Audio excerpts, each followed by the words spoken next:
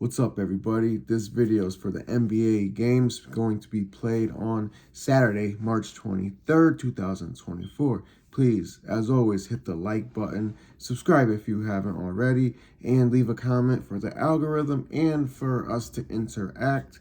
Let me know how your brackets are going. Let me know your favorite NBA pick for today. Let me know how you feel about my favorite college basketball team, UConn, and what their chances might be to win the championship for the second year in a row. I'm not going to waste any more time. I'm going to jump right into the game with my favorite pro team, the Knicks, who are playing the Brooklyn Nets in Madison Square Garden. This number's already come down a little bit. It was 7.5. It's down to just 7. The Nets are 0-4 in their last 4 games. They're just 2-8 in their last 10, and they've fallen 4.5 games behind the Hawks for that last play-in spot in the East. So they've pretty much given up on the season. You could see it in their body language. The Kevin Ali situation hasn't really worked out how they thought or how they hoped, I should say, it would. But the Knicks, they're headed in the opposite direction. They're 6-4 in their last 10. They're 4-1 straight up in their last 5. They're also 4-1 against the spread in those 5. And the only game they didn't win and cover in was against the Denver Nuggets. So there's nothing to be ashamed about with that. Now, they're just a half a game out of the 4th in the East and 1.5 games behind the Cavs for 3rd. So very possible if they have a good stretch to end the season that they could get as high as the 3 spot. Very, very small outside chance that they could get to 2. Reinforcements are on the way for the Knicks. Julius Randle just started, contact, controlled, they call it controlled contact situations. So it's not exactly 5-on-5. It's not exactly, just contact, random contact that happens during a game. But he is getting close, and Mitchell Robinson won't be far behind him. Now, they just got OG Anunoby back, but now he'll miss this game. Very important piece to the Knicks team, but I think they'll be just fine, at least for this game.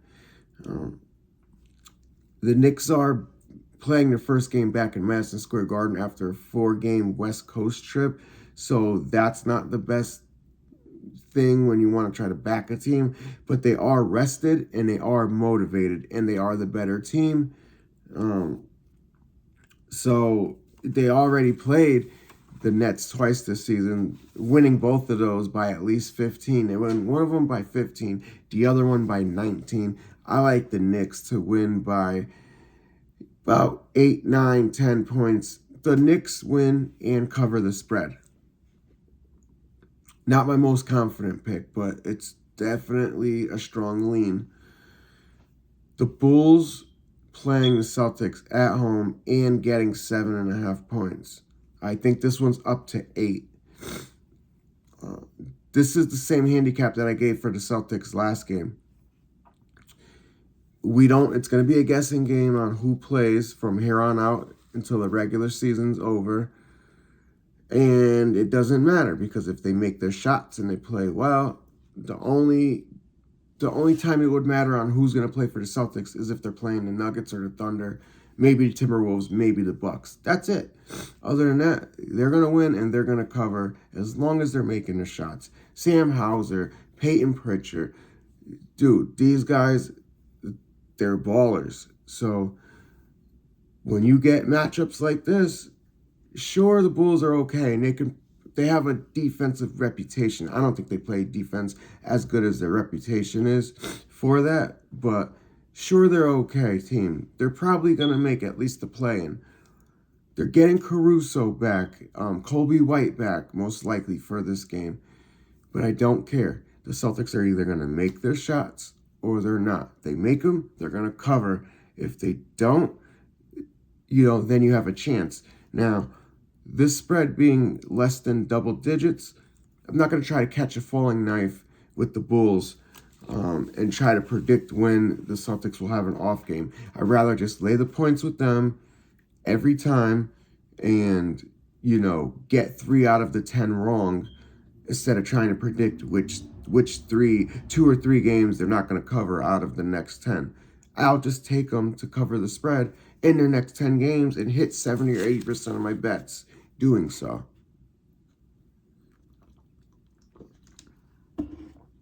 Raptors at the Wizards. Does it really get any worse than this? This is a game I'm only going to watch because it's my job, and I'm not going to bet on. Now, I think I actually have a sharp play on this, and I do think there is a sharp side on this game. I just think the 6 points is a little too much, but I'll give it to you guys anyways. Gary Trent, he didn't play last night, and he's questionable for this game. Now, I don't know who traveled with the team. They're on a road trip. I forget who the hell they played last night. It's slipping my mind, but they played somebody last. I think it was the Thunder. So they go to Oklahoma City. Excuse me. And they got a bunch of banged up guys. A few of them end up not playing. Now, did those guys travel with the team? I tried to kind of figure that out before I made this video. I wasn't able to for sure figure that out, but I don't think most of them. I think most of them didn't, especially RJ Barrett, because he's dealing with his family stuff. His brother dying. So RJ Barrett's going to be out. They already don't have Jakob Poeltl, Josh Barnes. Gary Trent may well not play in this game. They're just 1-9. Straight up, and 2-8 against the spread in their last 10. This is a back-to-back. Third game in 4 nights. Fourth game in 6 nights. Terrible spot for the Raptors. Now, the Wizards are just 3-7 straight up in their last 10. But they're coming off a win versus the Kings, and they're playing their 4th straight home game. They'll also have the more talented lineup because all those guys are sitting for the Raptors. So now you're looking at a lineup with Marvin Bagley, Kuzma, Kispert, Jordan Poole even, who, he does dumb shit, but he can get on a roll. He's an NBA scorer. So they're going to have the slightly more talented lineup. A rest advantage, all that. The only thing is, do you really want to lay 6 points with the Wizards? I'm not going to do that. But if you're thinking about that, I could understand why. Another shitty game. Hornets at Hawks. Hawks laying 9.5. That's crazy. Matter of fact, I think it's down to 8.5 already. Of course it is. It's moving the right direction. This number should probably be about 6.5. The Hawks are just 4-6 straight up and against the spread in their last 10 games. They look terrible. The only reason they're not going to get caught for that 10th place is because the Nets are the one chasing them, and the Nets look just as bad, if not worse. Charlotte has dominated the Hawks. They're 4-0 in their last 4 games against them, winning all 4 of those games as underdogs. The problem for Charlotte is that this isn't quite the problem, but they're 4-6 against the spread and 2-8 straight up in their last 10. Now, the problem for them is that they'll be playing their first game at home after 5 on the road, and they'll be without Jalen Johnson. Both teams are in poor form. I don't see either team being able to pull away from the other in this game. So I think if you're going to bet it, I think you just take the points with the Hornets. It was 9.5 when I did my research. The smaller it gets, the more it's a stay-away game. At 8.5, if you really wanted to bet it, sure. But why, with 7 more NBA games and with all these college games, I don't see a reason why you should be putting your money on the Hornets, no matter how many points they're getting. Yeah, I'll blow my nose, bro. Kings at the Magic. The Magic were laying 4.5 at home. It's down to 3.5 now. I like the Magic here. The Magic are 8-2 straight up and against the spread in their last 10 games. They're 5-0 against the spread and straight up in their last 5 games. They've done a lot of that damage against bad teams, but they impressed me in their last game, beating the Pelicans by 15 points. The Kings have beaten the Magic in 5 straight. I think the Magic are the right side here, though. I think they get revenge. They're playing their 4th straight game at home, so that's a spot that we like to back teams in. They're in better form than the Kings. The Kings just lost to a terrible team, so they might probably try to want to, get a win in a bounce back spot. But it'll be Sacramento's 3rd straight game on the road, and they're just 4-6 against the spread in their last 10 games. I like the Magic at home, laying only 3.5 points. Jazz at Rockets. Rockets laying 10. This one's up to 10.5. All these goddamn numbers moved already. And I just did this research an hour ago. These two teams are headed in opposite directions. Utah is without Lauri Markkanen. Jordan Clarkson, we know. But John Collins is questionable. The Jazz are 0-4 straight up and 1-3 against the spread in their last 4 games. They're just 2-8 straight up in their last 10 games. The Rockets are 9-1 straight up and against the spread in their last 10 games. And they've pulled within 2.5 games of the Warriors for that 10th seed, that last final play-in spot in the West. A couple weeks ago, that seemed impossible, but after going 9-1 and the Warriors struggling a bit, it's absolutely possible. Now, I don't think they end up getting it because they have a crazy schedule coming up. They have like 9 straight playoff teams to play in a row, and I'm not even exaggerating. Now, these two teams already played once this season. The Rockets got the win, but it was a close 1-point win. The Jazz were all over them. They gave them a really good game. But this isn't the same Jazz team. The Jazz team that gave them a 1-point scare was a scrappy team pre-deadline, pre-trade deadline. They still had Kelly Olynyk. They still had Simone Fontecchio, a player that I've grown to really like. The Rockets aren't the same team either. Like I said, they're 9-1 in their last 10 games. Jalen Green is a completely different player than he was a few months ago. Dude is just dropping like 42 points, 10 rebounds, 30 and 8 on the regular, playing a bunch of minutes. Now, with that said, I lean to the Rockets if you're going to bet a side in this game. But I really love the value of Jalen Green to get a double-double at plus 450. Now, don't go betting your whole bankroll on this. Something that's plus 450, what I'm really saying, if I say it's value, that it has a 33% chance of cashing around there. That would be a profitable bet over time. So it probably has slightly less of a chance to actually cash than to not. But at plus 450, it's worth a shot, is what I'm saying. I'll be sprinkling a little bit of money on that. Suns at Spurs. Spurs getting 9.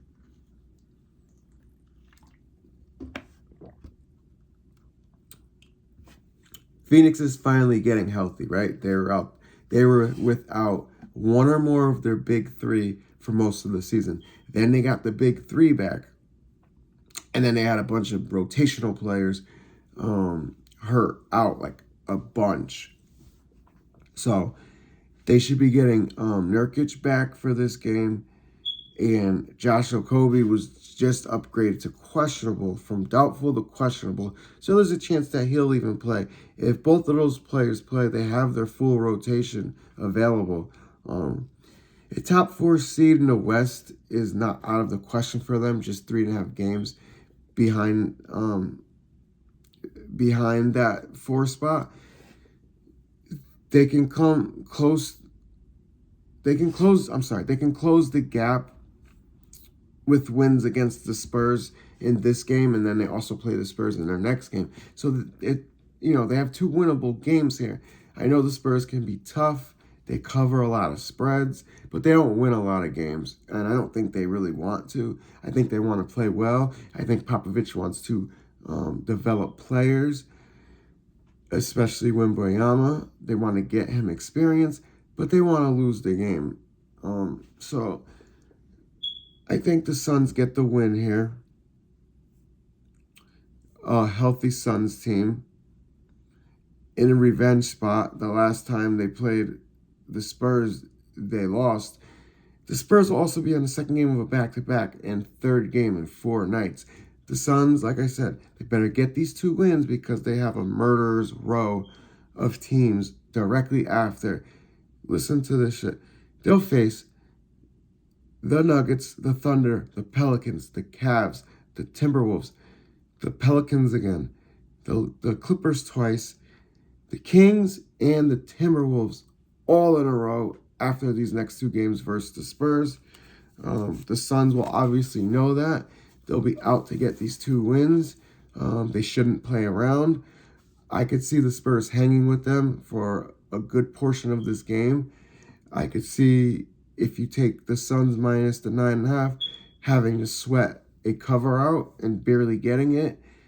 But I think they pull away at the end of this game, and they could end up covering the spread. That's the only way I would look in this game. I'm not going to bet it, but I couldn't talk you off laying the points with the Spurs. I believe this is the last game if I didn't miss any. Nuggets at Portland. Big spread here. Portland getting 14.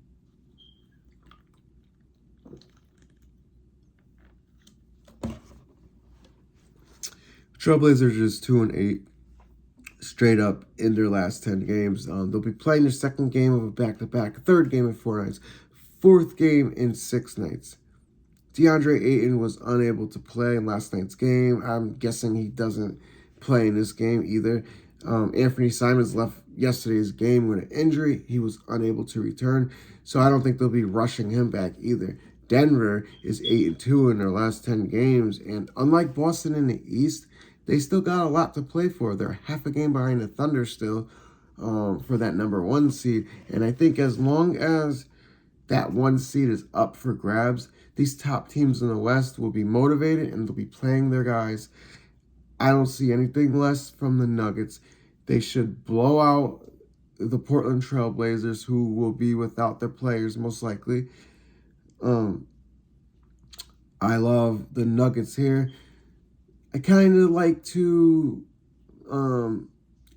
limit or isolate these big spreads with these really good teams versus shitty teams. And isolate the first half-point spread just to isolate myself from any type of backdoor cover if Denver pulls their starters, or Portland just hit, the pressure's off and they just hit a bunch of 3-pointers at the end of the game, something like that. But I think you're safe either way. Portland smash spot, Portland first quarter. Denver smash spot, Denver first quarter, Denver halftime, Denver full game, point spread. Love the people who love you. Try to understand that people who don't, be kind whenever, wherever possible. Hit the like button and catch the next show. Put your notifications on so you don't miss tomorrow's show and you can get better lines that way. I'm out. I'm going to sleep.